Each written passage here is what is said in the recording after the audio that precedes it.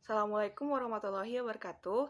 Perkenalkan, nama saya Anissa Hiftina Krotoain dengan NIM 22091353888, mahasiswi Fakultas Hukum Universitas Riau.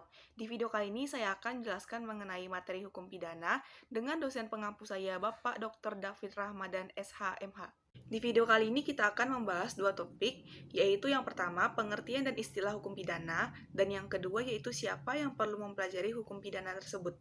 Di sini saya akan menjelaskan mengenai definisi hukum pidana secara umum. Definisi hukum pidana secara umum yaitu hukum yang mengatur tentang pelanggaran dan kejahatan terhadap kepentingan umum. Selanjutnya saya akan menjelaskan definisi hukum pidana menurut para ahli. Menurut CST Hansil, dia mendefinisikan hukum pidana sebagai hukum yang mengatur tentang pelanggaran-pelanggaran dan kejahatan-kejahatan terhadap kepentingan umum, perbuatan mana diancam dengan hukuman yang merupakan suatu penderitaan atau siksaan.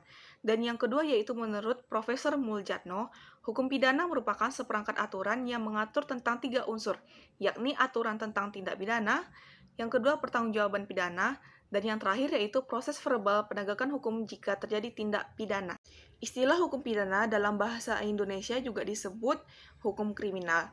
Dalam bahasa Belanda disebut strafrecht atau straf, dan dalam bahasa Inggris disebut juga dengan criminal law. Terakhir, saya akan menjelaskan mengenai siapa saja yang perlu mempelajari hukum pidana. Yang pertama yaitu masyarakat. Agar masyarakat lebih berhati-hati dalam melakukan tindakan dalam kehidupan sehari-hari.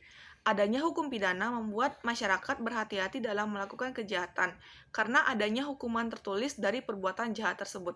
Dan yang kedua yaitu aparat penegak hukum, karena aparat bisa melindungi kepentingan masyarakat dan aparat penegak hukum lebih tahu bagaimana proses penegakan hukum itu sendiri. Sekian penjelasan singkat dari saya, lebih dan kurang saya mohon maaf.